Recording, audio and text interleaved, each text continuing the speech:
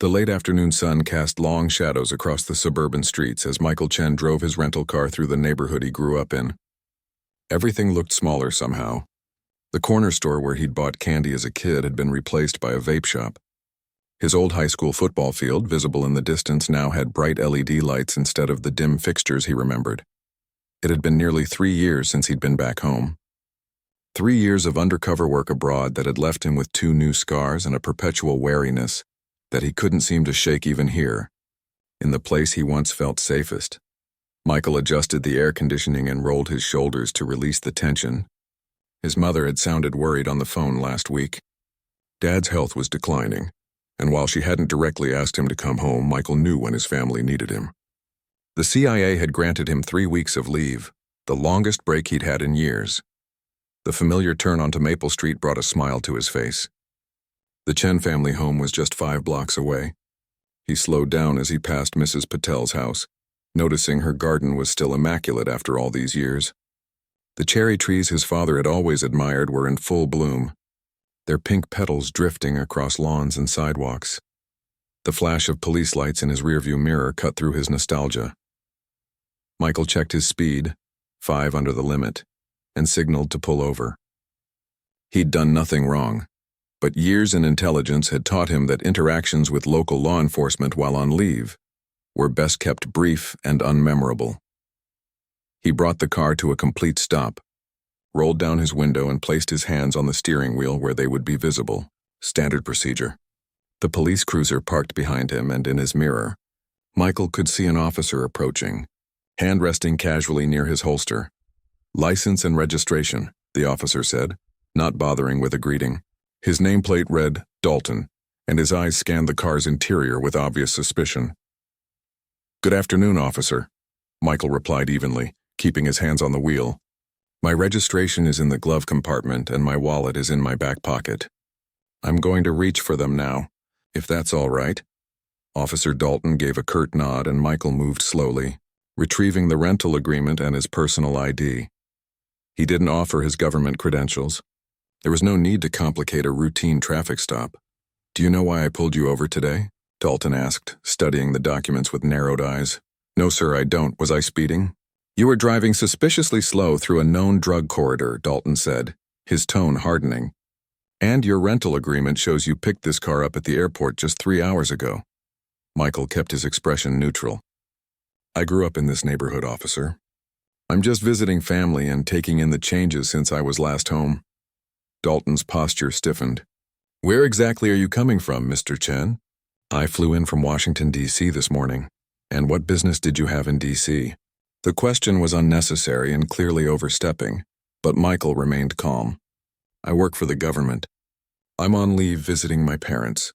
Their house is just a few blocks from here." Dalton's eyebrows raised slightly. "You work for the government, huh? In what capacity exactly?" Michael hesitated. His cover identity for his recent operation was still active, and protocol dictated minimal disclosure. "Administrative work mostly," he replied with a deliberately vague smile. "Step out of the vehicle, please," Dalton said, his hand moving closer to his weapon. "May I ask why?"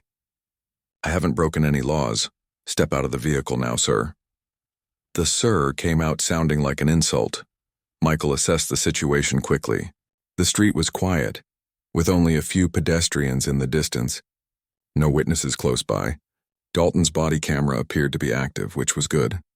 Michael opened the door slowly and stepped out, still keeping his movements deliberate and non-threatening.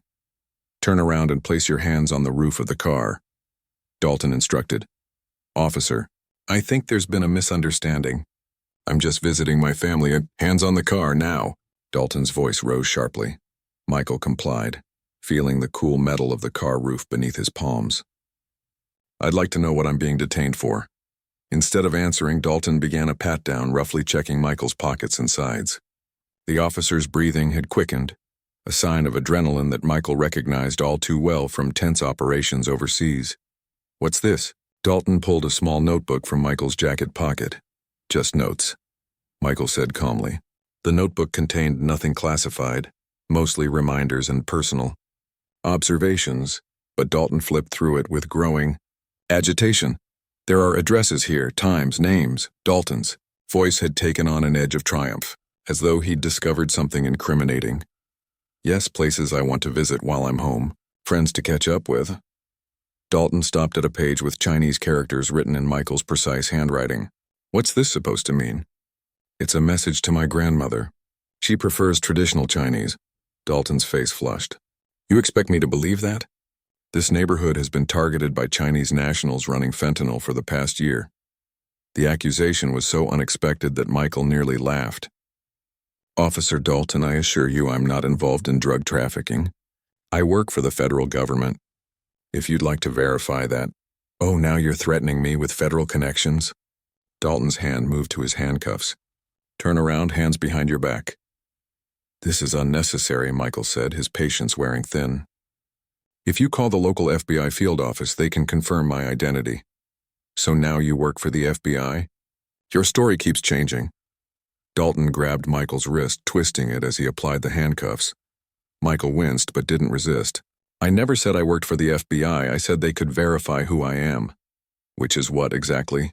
Because driving through a high-crime area, making vague claims about government work, carrying coded messages and threatening an officer doesn't look good for you, Mr. Chen. Michael took a deep breath. This situation was escalating beyond reason. Officer, I understand you're doing your job, but this is becoming problematic. I have identification that could clear this up immediately if you'd allow me to show you. You'll have plenty of time to show your special ID down at the station, Dalton said, tightening the cuffs to the point of discomfort. For now, you're being detained for suspicious activity and making threats to a police officer. A second patrol car pulled up, lights flashing but no siren. An older officer stepped out, approaching with a questioning look. What have we got, Ray? The new officer asked, glancing between Dalton and Michael. Possible foreign agent, Dalton replied, his voice tight with excitement. Caught him surveilling the neighborhood, carrying coded messages, making veiled threats. The older officer, Peterson, according to his nameplate, looked skeptical.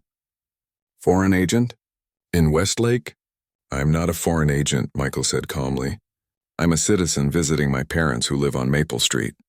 Officer Dalton has misinterpreted everything about this situation. Peterson studied Michael's face. What's your dad's name, son? Robert Chen. He taught physics at Westlake High for 30 years before retiring.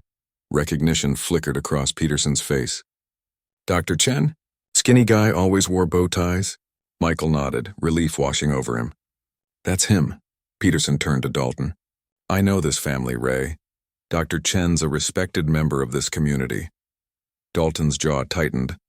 That doesn't explain the coded messages or why his son is acting so suspicious. And he claims to work for the government but won't say which agency. I have identification, Michael repeated. In a hidden pocket. I was trying to explain that. Peterson looked uncertain. What kind of ID are we talking about? Before Michael could answer, the radio on Peterson's shoulder crackled. He stepped away to respond, leaving Michael alone with an increasingly agitated Dalton. Look, Michael said quietly. This has gone far enough. I'm a CIA operations officer. I just returned from an assignment abroad. My cover is still active, which is why I couldn't immediately identify myself. Dalton's expression hardened. Right. You expect me to believe you're some kind of spy? Save it for the interrogation room. He guided Michael roughly toward the patrol car. Peterson returned, his expression now unreadable. Dispatch wants us to bring him in. Captain's orders, see? Dalton said with satisfaction. Even the higher-ups think something's off. As Michael was placed in the back of the police car, he caught sight of a neighbor watching from her porch, Mrs. Patel, whose garden he had admired minutes earlier. Her hand was pressed to her mouth in shock. Michael gave her a small nod, hoping she might call his parents. This was not the homecoming he had imagined. The drive to the police station was tense and silent. Michael used the time to mentally review his options. His handler would expect a check-in by tomorrow morning. If Michael missed it, protocols would be initiated to locate him. That would create an even bigger mess, potentially compromising ongoing operations. As the police station came into view, a squat, brick building with the American flag hanging limply in the still afternoon air, Michael noticed several news vans parked outside. What's going on? He asked. Dalton smirked in the rearview mirror. Charles Kingsley is in town.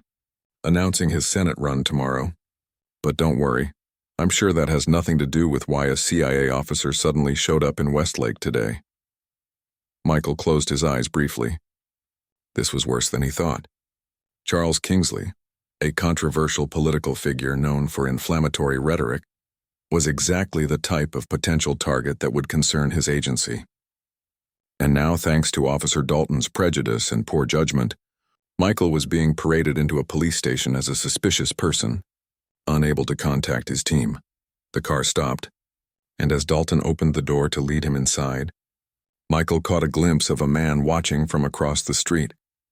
The observer quickly turned away, but not before Michael recognized him from intelligence briefings he'd received weeks ago.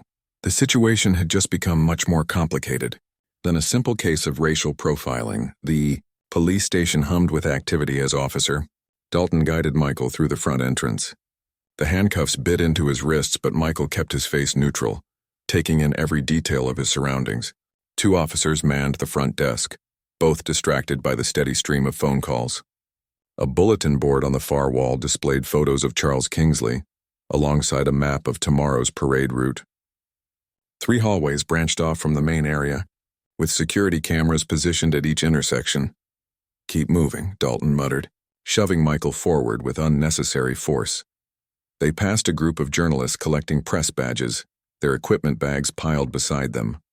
One woman looked up as Michael walked by, her eyes lingering on his handcuffed wrists before returning to her phone conversation. "Who do we have here?"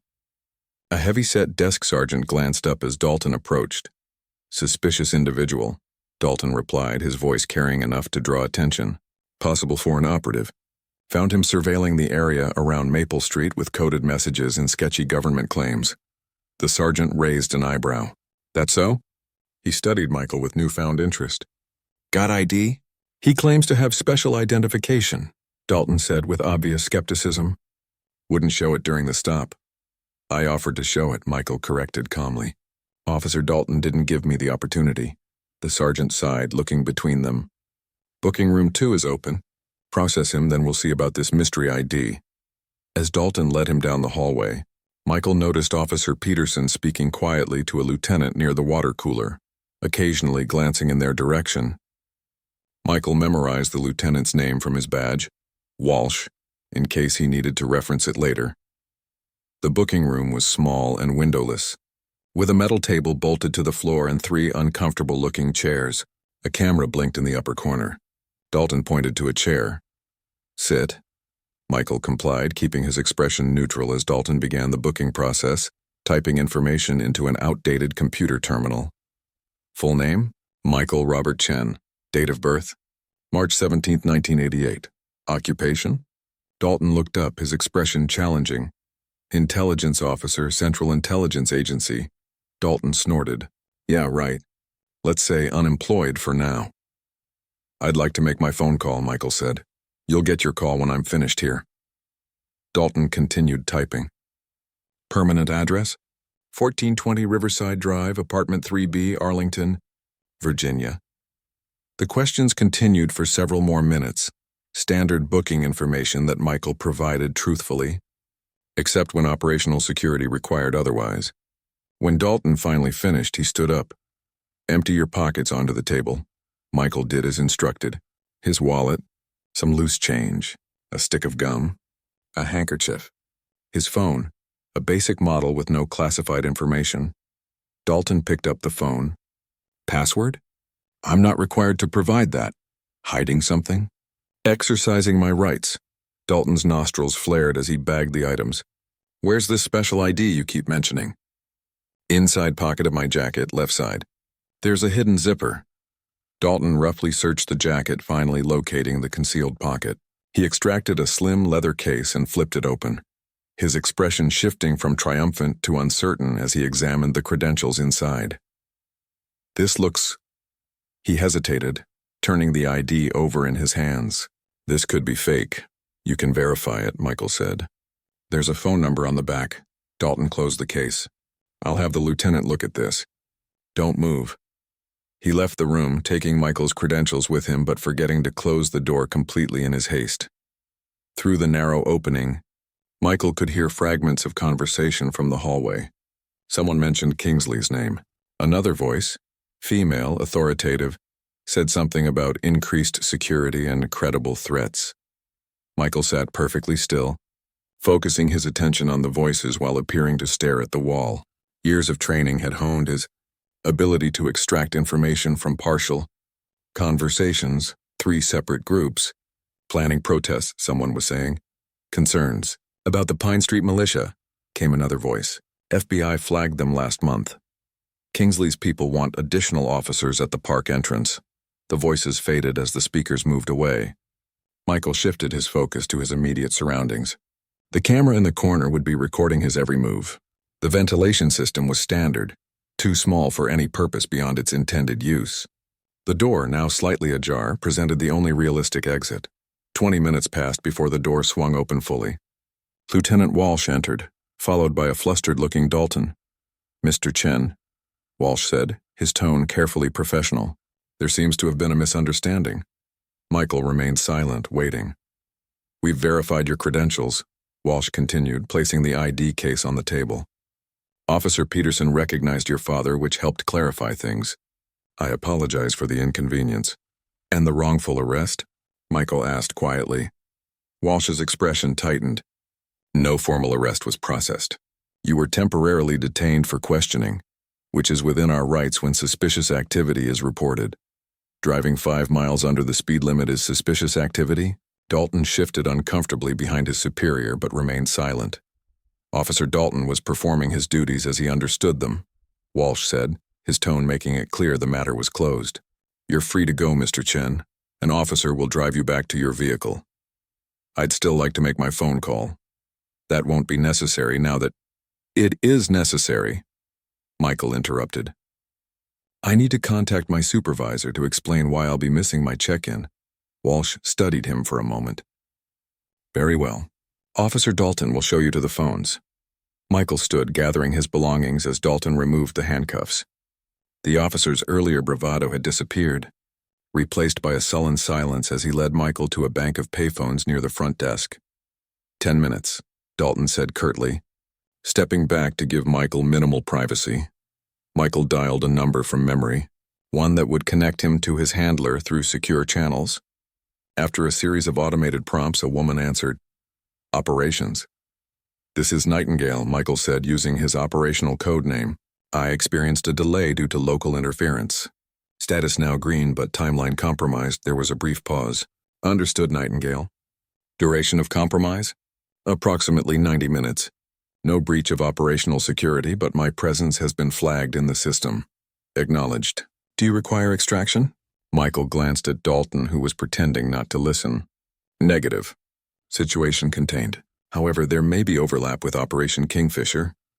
Another pause, longer this time. "Confirmed overlap. Proceed with caution. Report any developments through standard channels. Next check-in unchanged." "Understood. Nightingale out." Michael hung up, turning to face Dalton. "I'm ready to leave now." The ride back to Michael's rental car was tense and silent. A different officer, Rodriguez according to his nameplate, had been assigned to drive him. Dalton had been conspicuously absent as Michael was escorted out of the station. "Sorry about all this," Rodriguez said as they approached the spot where Michael's car still sat by the curb. "Dalton's got a history of, well, let's just say this isn't his first questionable stop." "Has anyone filed complaints?" Michael asked. Rodriguez shrugged.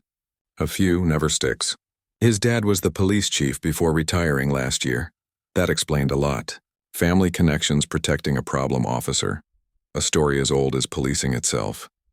As they pulled up behind Michael's rental, Rodriguez cleared his throat. "Listen, for what it's worth, most of us aren't like him. We're just trying to do our jobs." Michael nodded, neither agreeing nor disagreeing. "Thanks for the ride." He checked his rental car thoroughly before getting in, making sure nothing had been tampered with during his absence. Everything appeared normal, but years in intelligence had taught him to leave nothing to chance. As he finally drove away, Michael noticed the sky had darkened. What should have been a simple trip to his parents' house had turned into a 4-hour ordeal. His mother would be worried by now. He pulled over and called her from his regular phone. "Mom? Sorry I'm late. Got held up on the way. I'll explain when I get there." "Michael, We were getting concerned. Your father's already taken his evening medication, but I saved dinner for you. Thanks, Mom. I'll be there in 10 minutes. As he ended the call, Michael's mind was already shifting from the personal humiliation of his detention to the professional implications. The mention of the Pine Street militia in the station matched intelligence he'd received during his last briefing. A domestic extremist group with potential violent intentions. And they were somehow connected to Charles Kingsley's visit. Michael had come home for family reasons, not work. But his training wouldn't allow him to ignore a potential threat, especially now that he had personally witnessed the local police department's limitations. At a red light, he checked his secure phone. No new messages, but the browser history showed someone had used it while it was in police custody, searching his name and scanning recent news about Kingsley's campaign announcement. So much for proper evidence handling. The incompetence might work in his favor, though. If Officer Dalton had been more careful, he might have found the hidden partition on the phone, the one containing encrypted communications about various persons of interest, including members of the Pine Street militia. As Michael pulled into his parents' driveway, he made a decision.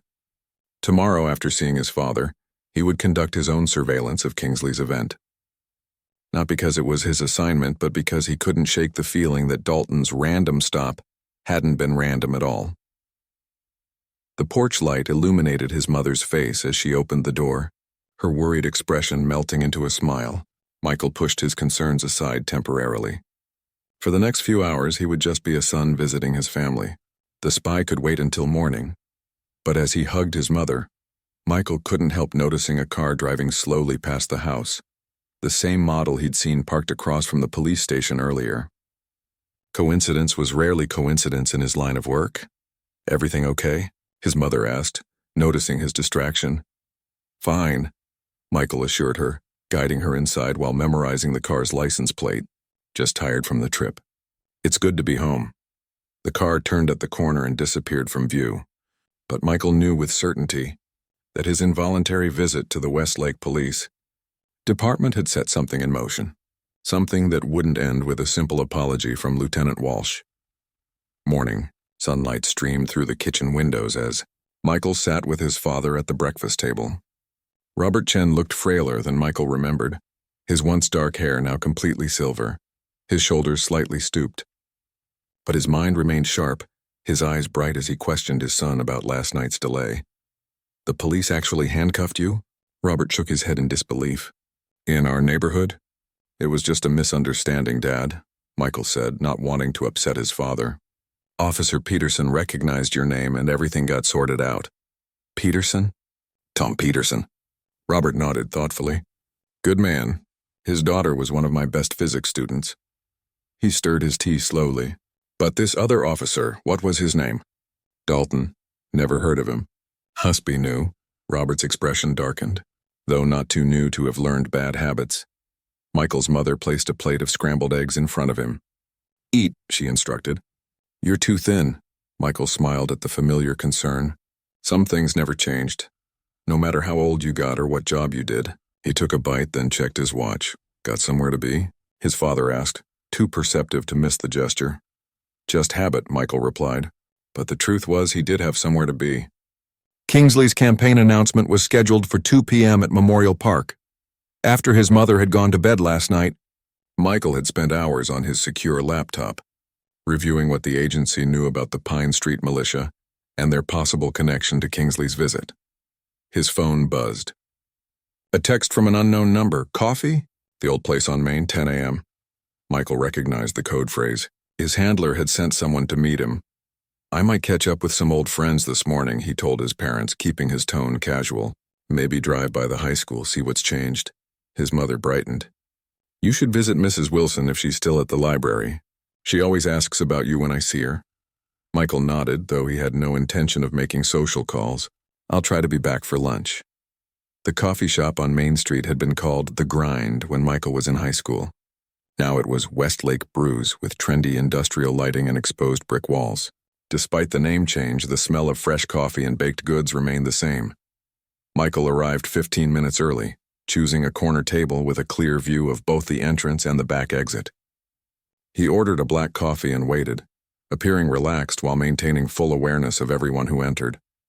At exactly 10 a.m., a woman in a navy blazer walked in. She ordered at the counter, then scanned the room with practiced casualness before making eye contact with Michael. He gave a slight nod and she approached his table. "Michael, Kate Lee, we had advanced calculus together, remember?" She smiled warmly, the perfect cover story for anyone listening. "Of course," Michael replied, standing to shake her hand. "It's been ages." They exchanged pleasantries as she sat down, the conversation sounding natural to outside ears while they studied each other. Her firm handshake had passed him a small data drive now concealed in his palm. "So what brings you back to Westlake?" Kate asked, taking a sip of her latte. "Family visit." "My dad's not doing great," Michael answered truthfully. "How about you? Just passing through?" "Work trip." "I'm in insurance now," she said. The standard cover story for field agents. "Risk assessment mainly." Michael nodded, understanding the real message. She was here to assess the threat level. "Anything interesting happening in sleepy old Westlake these days?" Kate's smile remained pleasant, but her eyes turned serious. "There's that political rally today. Charles Kingsley, pretty big deal for a small town." "Never heard of him," Michael lied for the benefit of anyone who might be listening. "Conservative commentator. Running for Senate now," Kate explained. "Controversial figure. Draws crowds, both supporters and protesters." She took another sip of her coffee. "Actually, I'm supposed to evaluate the security needs for the event. Insurance purposes." Michael played along. "Sounds boring." "Usually is. Though sometimes these small-town events can get unpredictable." She lowered her voice slightly, "especially when outside groups get involved." "Outside groups?" Kate set her cup down, her finger tapping twice on the handle, a signal to be especially attentive. "There's been chatter about a local militia planning something. Pine Street Group. Heard of them?" Michael shook his head. "Started as an online forum, mostly angry men complaining about the government. Recently turned more extreme, stockpiling weapons, conducting training exercises in the woods outside town." Kate maintained her casual tone despite the gravity of her words. "FBI's been monitoring them, but they're stretched thin." "Why would they target Kingsley?" Michael asked. "Isn't he on their side politically?" "That's what makes it interesting," Kate replied. "According to our sources, they think he's not extreme enough. A sellout. They want to make an example of him. Show that compromise equals betrayal." Michael absorbed this information, connecting it to fragments he'd overheard at the police station. "And local law enforcement? Understaffed and under-equipped," Kate sighed. "And potentially compromised." That caught Michael's attention. "Compromised how?" "We have reason to believe at least one officer may have militia connections." She glanced around before continuing. "Someone with enough authority to access security plans for today's event." Michael thought of Dalton immediately but hesitated. The officer seemed more like a garden-variety racist than a militia member. Then again, one often led to the other. "Any names?" he asked. "Nothing confirmed." Kate checked her watch. "I should get going. Early meeting with the event security team." She stood, gathering her things. "It was great seeing you, Michael." "How long are you in town?" "A few weeks, probably." "Well, don't be a stranger." Kate handed him a business card with her cover identity details. "And maybe avoid the park this afternoon." These events can turn ugly fast. Michael understood the real message. Stay away, this isn't your assignment. But his instincts told him otherwise, especially after what happened yesterday. "Take care, Kate," he said, pocketing the card alongside the data drive. After she left, Michael finished his coffee slowly, processing the information. His wrongful detention now seemed less like bad luck and more like a deliberate attempt to identify him. If someone in the police department had militia connections, his presence, a federal agent in town just before a high-profile political event, would raise red flags. Michael left the coffee shop and walked to a nearby electronics store, where he purchased a prepaid phone with cash. Using the store's public Wi-Fi, he transferred the contents of the data drive to his secure cloud storage, then destroyed the drive. On the new phone, he pulled up the layout of Memorial Park, studying the planned stage location, entrance points, and surrounding buildings. The tallest structure overlooking the park was the old courthouse, a perfect vantage point for surveillance, or for a shooter. Michael's training told him to report his findings and step back. This wasn't his operation. But his instincts, honed through years of fieldwork, told him something else entirely. He had unique insight now. Personal experience with a potentially compromised police officer, and knowledge of the local area that outside agents wouldn't have. As he walked back to his car, Michael made a decision. He would conduct his own surveillance of the event, independent of the official security operation. If nothing happened, no harm done. If something did happen, he'd be in position to respond. First, though, he needed to check in with his parents. His father's health was the real reason he'd come home. After all, when Michael arrived back at the house, he found his father asleep in his recliner, an oxygen tank beside him that hadn't been there this morning. His mother was in the kitchen, her eyes red-rimmed. "What happened?" Michael asked, immediately concerned. "He had trouble breathing after breakfast," she explained quietly. "The doctor came by with the oxygen. Said it's just a precaution, but..." She wiped at her eyes. "Your father insisted I don't tell you. He doesn't want to ruin your visit." Michael hugged his mother tightly. "Nothing could ruin it. I'm here for both of you, whatever you need." His mother nodded against his shoulder. "He's stable now." The medication made him drowsy. Michael helped his mother prepare lunch, his mind divided between concern for his father and the potential threat at the park. When his secure phone vibrated, he excused himself to check it. The message was from his handler. "Received your upload. Stay clear of Kingsley event. Repeat, do not engage. Team in place." Michael acknowledged the order, knowing even as he did that he wouldn't obey it. Not completely, anyway. He would stay on the periphery, an extra set of eyes.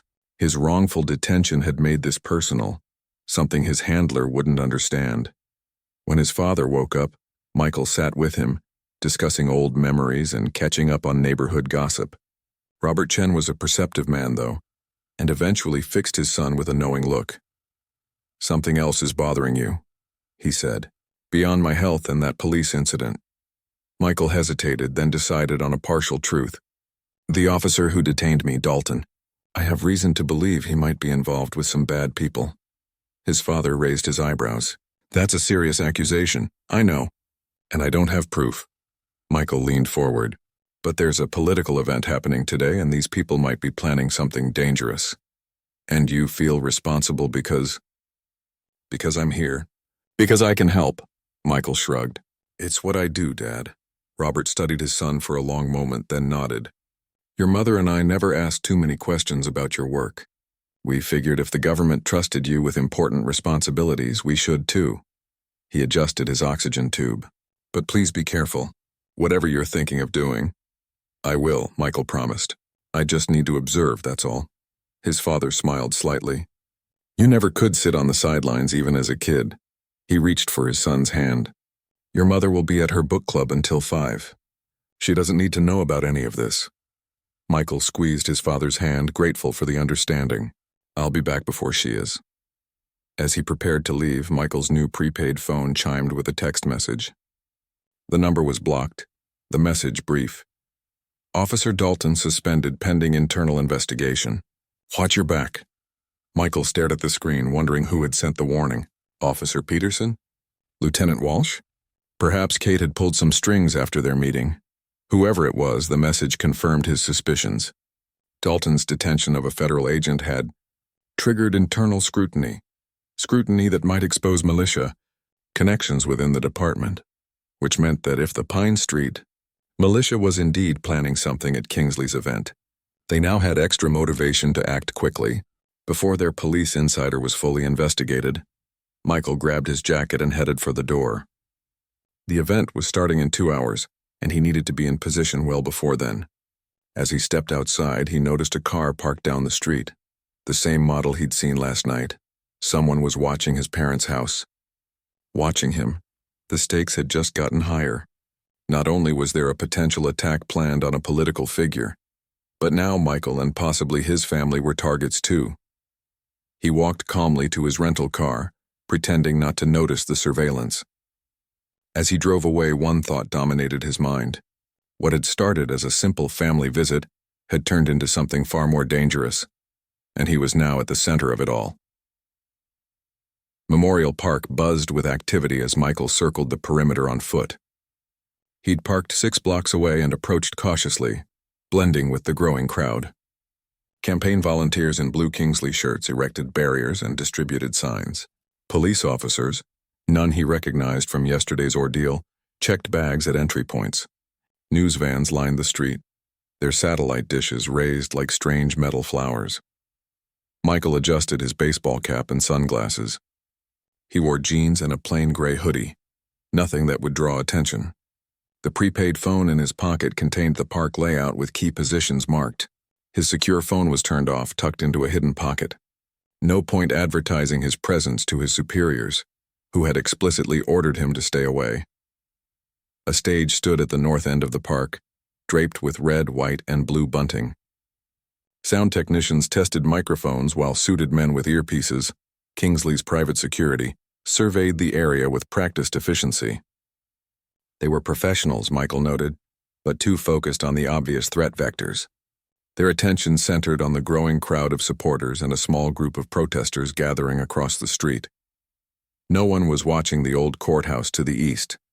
The 5-story stone building provided a perfect vantage point overlooking the park. Its windows were dark, the offices closed for weekend maintenance according to a sign on the door. Too convenient, Michael thought.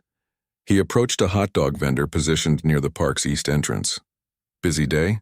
Michael asked, ordering a hot dog and soda. The vendor nodded. "Been here since 7. Cops did a sweep. Then these private security guys came through asking questions." He handed Michael his food. "More police than I've ever seen in Westlake. You'd think the president was coming, not some TV guy running for Senate." Michael took his food and moved to a bench with a clear view of both the stage and the courthouse. As he ate, he cataloged every detail: the positions of police officers, the flow of the crowd, the buildings surrounding the park. The courthouse remained his primary concern. If he were planning an attack, that's where he'd position a shooter. His attention shifted to a police cruiser that pulled up near the east entrance. Officer Peterson stepped out, speaking into his radio. Michael watched as the veteran officer surveyed the crowd, his expression tense. When Peterson looked in his direction, Michael turned away slightly, not wanting to be recognized. Too late. Peterson had spotted him. The officer changed course, heading straight for Michael's bench. "Didn't expect to see you here," Peterson said, his tone carefully neutral as he sat down. Michael shrugged. "Free country. Wanted to see what all the fuss was about." Peterson removed his hat, wiping sweat from his forehead despite the mild temperature. "Look, Chen, I don't know what your actual job is, and I don't want to know. But after yesterday's incident, you should probably keep a low profile. Just watching the show, officer." "Nothing more." Peterson leaned closer. "Dalton's been suspended pending investigation. Things are tense at the department. Lieutenant Walsh isn't happy about having a federal agent detained on his watch." "I'm not here in any official capacity," Michael assured him. "Maybe not," Peterson said, unconvinced. "But you should know. Dalton was asking a lot of questions about you after you left, checking databases he shouldn't have access to." This confirmed what Kate had told him earlier. "Any particular reason?" Peterson hesitated. "Dalton has connections. Friends who aren't exactly model citizens. He's been on my radar for months, but I never had proof of anything concrete. And now? Now I'm wondering why he was so interested in you. And why you're here today despite what happened." Peterson stood, replacing his hat. "Just be careful. There's something off about this whole setup." He nodded toward the stage. "Too many blind spots. Too many last-minute changes to the security protocol." Michael watched Peterson walk away, more convinced than ever that his instincts were correct. The inside man Kate had mentioned might well be Dalton, and Peterson seemed to suspect it too. But suspending Dalton might have accelerated whatever plans were in motion. A movement near the courthouse caught Michael's eye. A maintenance worker in overalls entered through a side door, carrying a large toolbox. Nothing unusual about that, except the man moved with a purposeful stride that didn't match his casual workman's appearance. His shoulders were too square, his movements too precise. Michael stood, discarding his food wrapper in a nearby trash can. He needed a closer look at the courthouse. As he approached the building, he noticed a second maintenance worker standing guard at the side entrance. The man's right hand remained inside his pocket, likely holding a weapon. These weren't city employees. Michael walked past without slowing, continuing to the corner before doubling back through an alley. The courthouse had a rear loading dock that, according to the building plans he'd studied earlier, connected to a service elevator. If the Pine Street militia were setting up inside, that's how they'd move equipment to the upper floors. Sure enough, a white van was backed up to the loading dock, its rear doors open. A third man in overalls was unloading long, narrow cases, rifle cases. Michael ducked behind a dumpster and pulled out his prepaid phone. He needed to alert someone, but who? His CIA handler would dispatch a team, but they might not arrive in time. The local police were compromised, at least partially. Kate was somewhere in the crowd, but he had no direct way to contact her. He decided to start with Peterson. The officer seemed honest and was already suspicious. Michael sent a text to the number Kate had given him earlier, describing what he'd seen and asking her to find Peterson immediately. While waiting for a response, Michael worked his way closer to the loading dock, staying hidden behind parked cars. He counted 5 men total, 3 inside the building now, 2 still at the van. All armed, all with military-style movements that suggested training. His phone vibrated. Kate's response was brief, "Stay put." Alerting team. 8 minutes. 8 minutes was too long. The rally would start in less than 15. And once Kingsley took the stage, he'd be fully exposed to the courthouse windows. Michael had to act now. He was considering his options when a hand gripped his shoulder from behind. Michael spun, ready to defend himself. "Whoa, easy there," Officer Dalton said, raising his hands. He wasn't in uniform, instead wearing jeans and a dark jacket. His police badge hung around his neck. "Fancy meeting you here, Agent Chen." Michael maintained his defensive stance. "You're supposed to be suspended." "News travels fast," Dalton replied, his usual arrogance replaced by something darker. "I'm guessing you had something to do with that." "Not my doing," Michael said truthfully. "Just a natural consequence of wrongfully detaining a federal agent." Dalton's eyes narrowed. "Nothing wrongful about it. You were acting suspicious, and now here you are, proving my point." He gestured toward the loading dock. "Spying on private citizens. Armed private citizens setting up sniper positions overlooking a political rally," Michael countered. "That's not suspicious to you?" Something shifted in Dalton's expression. Uncertainty, perhaps, or confusion. "What are you talking about?" Michael studied the officer's face, suddenly realizing Dalton might not be fully informed about the militia's plans. The Pine Street militia. They're setting up in the courthouse, planning to attack Kingsley's rally. "You're connected to them, aren't you?" Dalton's hand moved toward his concealed weapon. "I don't know what you're talking about." "I think you do," Michael pressed. "Maybe not the full plan, but enough. They're not just planning a protest, Dalton. They're going to assassinate Kingsley." The color drained from Dalton's face. "That's not..." "They said it was just a demonstration. A show of force, and you believed them? Or did you just not ask too many questions because they share your views?" Michael kept his voice low and tense. "People are going to die if we don't stop this." Dalton hesitated, his hand still hovering near his weapon. For a moment, Michael thought the officer might shoot him. Then Dalton's shoulders slumped. I never wanted anyone to get hurt," he muttered. "They approached me months ago. Said they needed information about police patrols, security protocols. Said it was for protection against government overreach. And you just handed it over?" Dalton looked away. "My cousin joined first. Kept talking about how Kingsley was a sellout, how we needed to send a message. I didn't think they'd actually do anything violent. Michael decided to take a risk. Help me stop them, and maybe that counts for something when this is all over." The officer's eyes darted to the courthouse, then back to Michael. "There's at least 7 of them inside already. Maybe more coming. They've got the building secured, changed the entry codes this morning when the maintenance supervisor called in sick." "Convenient," Michael remarked. "You know the new codes?" Dalton nodded. "I can get us in through the basement. There's a tunnel connecting to the municipal building next door. Emergency access." Michael weighed his options. Trusting Dalton was risky, but waiting for Kate's team might mean people died. If Dalton was being honest about the tunnel, they could potentially access the courthouse undetected. "Lead the way," Michael decided. "But remember, I'm watching you." They moved quickly through the alley behind the municipal building, Dalton using his badge to bypass security. The tunnel was narrow and dimly lit, clearly designed for emergency evacuations rather than regular use. Water dripped from pipes overhead, and their footsteps echoed despite their attempts to move quietly. "Peterson suspects you, you know," Michael said as they approached the courthouse access door. He's been watching you, Dalton grimaced. Tom always was too smart for his own good. Probably why he never made detective, asks too many questions. He punched a code into the keypad beside the door. The militia has 3 men on the 4th floor, northeast corner. They'll have the best angle on the stage. The door opened with a soft click, revealing a storage area filled with boxes of paper and office supplies. Dalton led the way toward a service stairwell. You armed? He whispered. Michael shook his head. Left my service weapon at home. Wasn't planning on needing it for a family visit. Dalton hesitated, then reached into his ankle holster and pulled out a small backup pistol. Take this. I've still got my primary. He handed the weapon to Michael. 4-round magazine. Make them count. Michael accepted the gun, checking the chamber and safety. The weapon was loaded and ready to fire. Either Dalton was genuinely helping, or he was setting an elaborate trap. Either way, Michael preferred being armed to the alternative. They climbed the stairs silently, pausing at each landing to listen.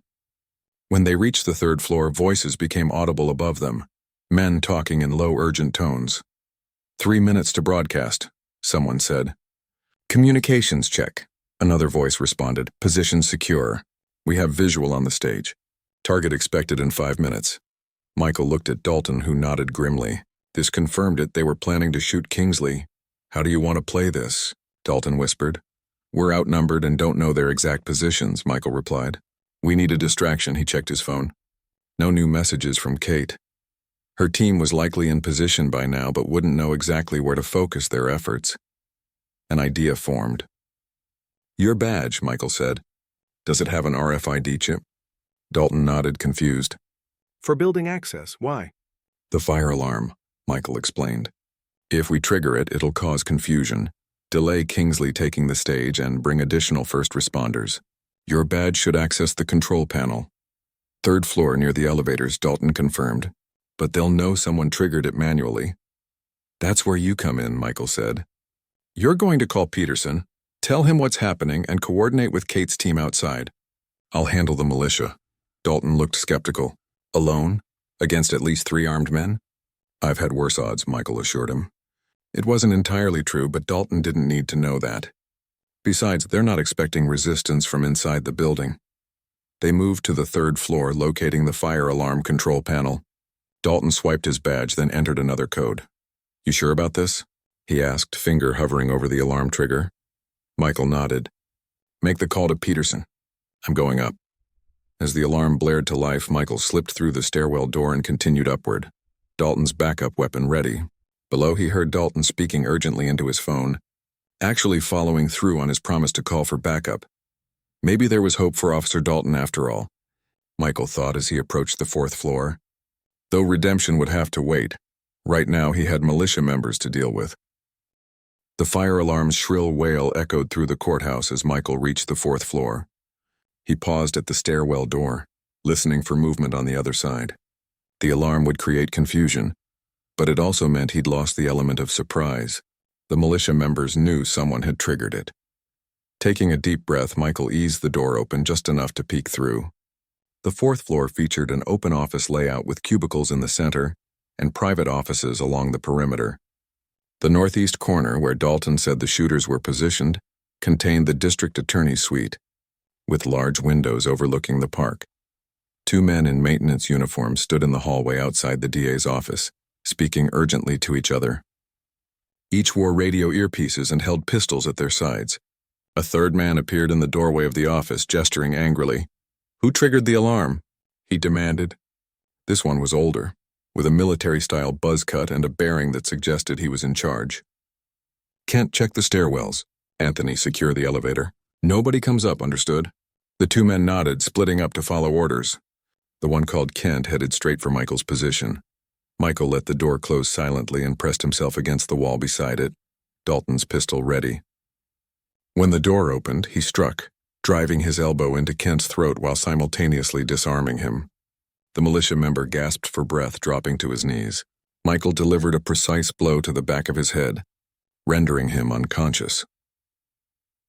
1 down. After zip-tying Kent's hands with plastic restraints from the man's own pocket, Michael took his radio earpiece and gun. The radio would let him hear their communications, giving him a tactical advantage. Through the earpiece, he heard the leader's voice. "Kent, report. What's your status?" Michael adjusted the militia member's uniform jacket, pulling it on over his hoodie. With the baseball cap still on and his face partially obscured, he might pass for Kent from a distance. It wasn't much of a disguise, but it might buy him a few seconds. He dragged Kent's unconscious form into a storage closet, then re-entered the hallway, moving with purpose toward the second militia member by the elevator. "Kent," Anthony called out, still watching the elevator. "What did you find?" "All clear," Michael replied, keeping his voice low and gruff. He approached steadily, letting his footsteps mask the fact that his voice wasn't Kent's. Anthony turned just as Michael closed the distance. His eyes widened in recognition, too late. Michael struck first, driving a punch into the man's solar plexus, then following with an uppercut that sent Anthony staggering backward. The militia member recovered quickly, though, raising his weapon. Michael grabbed Anthony's wrist, forcing the gun upward as it fired. The shot exploded into the ceiling tiles, raining debris over both men as they struggled. Anthony was strong, with a wrestler's build and stance. He drove Michael back against the wall, trying to bring the gun to bear. "We've got an intruder," Anthony shouted into his radio. "Fourth floor by the elevator." Michael twisted violently, breaking Anthony's grip on the gun. The weapon clattered to the floor, sliding under a nearby desk. Both men lunged for Dalton's pistol, which Michael had holstered during the struggle. Anthony reached it first, tearing it from the holster. Before he could aim it, the elevator doors opened behind him. Officer Peterson stood inside, his service weapon drawn. "Police." "Drop the weapon," Peterson commanded. Anthony spun toward the new threat, raising the gun. Peterson fired twice, striking Anthony in the shoulder and chest. The militia member collapsed, the pistol falling from his grasp. "Chen, what the hell is going on?" Peterson asked, stepping cautiously over Anthony's prone form. "At least one more armed suspect in the DA's office," Michael explained quickly. "They're planning to shoot Kingsley from the window." Peterson nodded. "All business now." Dalton called it in. "Backup's securing the perimeter, and they've delayed Kingsley's entrance. Kate Lee's team is here too, FBI counterterrorism, so Kate was FBI, not CIA. That explained a few things. The leader's still in the DA's office," Michael said. "He's the primary threat." As if on cue, a barrage of gunfire erupted from the office, shattering the glass wall beside them. Both men dove for cover behind a filing cabinet. "Sounds like more than one shooter in there," Peterson said, checking his weapon. Michael agreed. "We need to approach from two angles. Can you create a distraction from here?" Peterson nodded. "What's your play?" "There's a connecting door from the adjacent office. If you keep him occupied, I can flank him." "On three," Peterson agreed. 1, 2, 3. Peterson leaned out, firing several shots toward the DA's office while Michael sprinted to the adjacent room. He could hear the militia leader shouting orders as he returned fire. "They've got us surrounded. Wilson, cover the hallway. I'll maintain position on the target." Michael moved silently through the empty office, locating the connecting door to the DA's suite. It was locked, but the hinges were on his side. Using Anthony's knife, he carefully removed the pins from the hinges, then eased the door open just enough to see inside. The DA's office was spacious, with a large desk and conference table.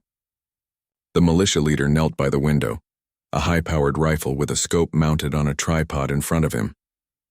He was focused on the park below, where security personnel were clearing the stage. A second man, presumably Wilson, stood by the main door, firing periodic shots into the hallway where Peterson was pinned down. Neither had noticed the connecting door. Michael slipped into the room, staying low behind the conference table. He needed to take out Wilson first, or Peterson would remain trapped under fire. The table offered limited cover, but a decorative vase on its surface gave Michael an idea. He pushed it off the edge, sending it crashing to the floor. Wilson turned toward the sound, momentarily confused. Michael rose from behind the table, tackling the man before he could react. They collided with the wall, Wilson's gun discharging harmlessly into the ceiling. Michael drove his elbow into Wilson's face once, twice, until the man went limp. "Wilson, what the hell?" The leader turned from his position at the window, spotting Michael. He abandoned the rifle, drawing a handgun from his waistband. "Who are you?" "The wrong guy to profile," Michael replied, diving behind the desk as bullets splintered the wood around him. From the hallway, Peterson shouted, "Police! Drop your weapon." The leader ignored the command, continuing to fire at Michael's position. "This isn't over," he shouted. "There are more of us than you know!" Michael crawled to the other side of the desk, trying to get a clear shot, when he heard glass breaking. The leader was smashing out the remaining window glass with his gun butt, creating a clear field of fire for the rifle. "Kingsley's a dead man," the leader declared, turning back to the window. Michael lunged from cover, tackling the man from behind. They crashed into the rifle tripod, sending it toppling toward the window. Both men grappled for control, rolling dangerously close to the broken window's edge. The leader was strong and skilled, landing several hard blows to Michael's ribs. But Michael had years of close-quarters combat training. He broke the man's grip, then delivered a precise strike to his throat. As the leader gasped for air, Michael forced him face down on the floor, twisting his arm into a submission hold. "It's over," Michael said. Breathing hard from the exertion, Peterson rushed in, weapon trained on the subdued militia leader. "Michael, you okay?" Before Michael could answer, the door burst open again. A tactical team and FBI windbreakers stormed the office, led by Kate. "Clear," she shouted, surveying the scene. "Good work, gentlemen." As the FBI agents secured the militia members, Kate approached Michael. "I thought I told you to stay put." "I've never been good at following orders," Michael replied with a tired smile. Kate shook her head, but there was respect in her eyes. "We've arrested 3 more militia members outside. They were supposed to create a distraction after the shooting." She lowered her voice. "And Officer Dalton is in custody. He's cooperating fully." Michael nodded, feeling an unexpected twinge of sympathy for Dalton. The man had made terrible choices, but had ultimately helped prevent a tragedy. "The rally?" Michael asked. "Postponed, not canceled. Kingsley's advisors wanted to proceed once we secured the scene. Apparently, surviving an assassination attempt is good for polling numbers." Through the broken window, Michael could see the crowd below, confused but orderly as police directed them to remain in place. News crews were already reporting live, though they clearly didn't know the full story yet. "I should go," Michael said. "My parents will be worried if they see this on the news." Kate nodded. "We'll need your statement, but it can wait until tomorrow." She handed him a business card, a real one this time with FBI credentials. "Your handler sends regards, by the way. Said to tell you that family leave means family leave." Michael smiled ruefully. "I'll remember that next time." As he turned to leave, Peterson stopped him. "Chen," the officer said, extending his hand. "Thank you. For what it's worth, not all of us are like Dalton." "I know," Michael replied, shaking Peterson's hand. "And for what it's worth, Dalton did the right thing in the end." Outside, the afternoon sun felt brighter somehow as Michael walked back to his car. His ribs ached, and he'd have some explaining to do to his mother about the cut on his forehead. But Kingsley was alive, the militia plot foiled, and Michael could return to being just a son visiting his family, at least for the remainder of his leave. His secure phone vibrated as he reached his car. A message from his handler. "Operation successful. Leave status maintained. Enjoy your family time." For once, Michael intended to follow orders. When he arrived home, his father was sitting on the porch swing, oxygen tank beside him. He raised an eyebrow at Michael's disheveled appearance, but said nothing as his son sat down next to him. "It's on the news," Robert Chen said finally, nodding toward the house where the TV was visible through the window. "A security incident at Kingsley's rally. Is Mom worried?" Michael asked. "I told her you called, said you were stuck in traffic." His father studied him knowingly. "You'll need to clean up before she sees you." Michael nodded gratefully. "Thanks, Dad." They sat in comfortable silence for a few minutes, watching the neighborhood children playing across the street. Finally, Robert spoke again. "I've never asked about your work," he said, "but I want you to know that your mother and I are proud of you. Whatever it is you do." Michael felt a lump form in his throat. "Even when it follows me home?" "Especially then," his father replied firmly. "Standing up to bigotry and violence is never something to regret, Michael." From inside, his mother called that dinner was ready. Michael helped his father up, supporting him as they walked inside together. Tomorrow would bring debriefings, statements, and the inevitable complications of a CIA agent getting involved in an FBI operation. There would be questions about Dalton, the militia, and whether Michael had overstepped his authority. But tonight, there was just family. And after everything that had happened since his wrongful detention just 2 days ago, that felt exactly right. As they reached the door, Michael's father paused. One more thing, he said. That Officer Peterson called while you were out. Said to tell you that Officer Dalton's been officially charged, and that the department's implementing new bias training next month. He smiled slightly. Sometimes good comes from bad situations. Michael nodded, thinking of Dalton's last-minute change of heart. Sometimes people surprise you, he agreed. And sometimes, his father added with a knowing look, they live up to exactly who you always thought they were. With that, they went inside to join Michael's mother for dinner, leaving the complications of the outside world on the porch, at least for now.